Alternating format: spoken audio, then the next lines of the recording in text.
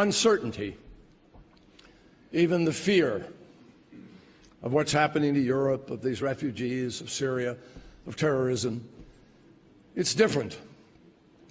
And everybody feels that. And as a result, in some quarters, there is a pessimism in the air. I believe we have good reason, actually, to be optimistic about the future.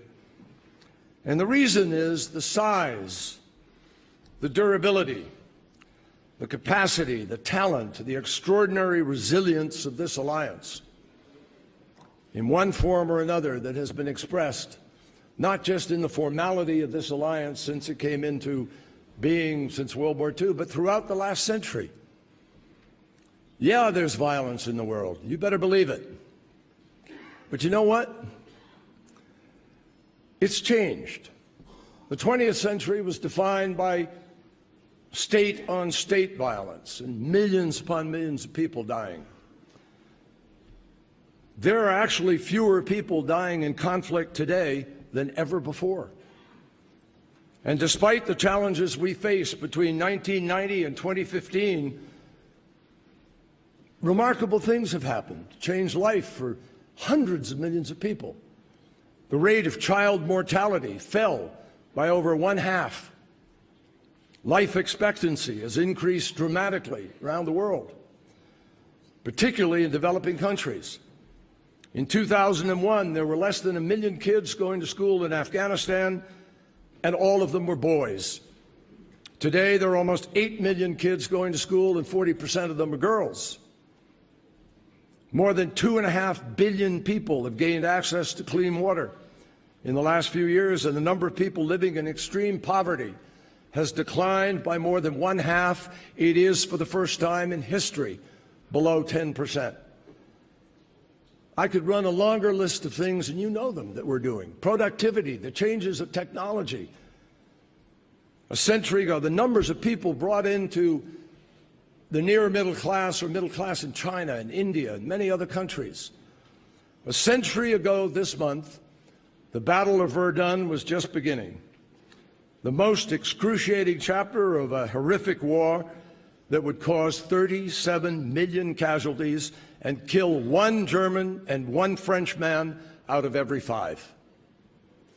70 years ago, 75 years ago to be precise, millions of refugees were streaming not into Europe, but out of Europe, seeking refuge from a confrontation with fascism that would climax in unprecedented savagery and the Holocaust.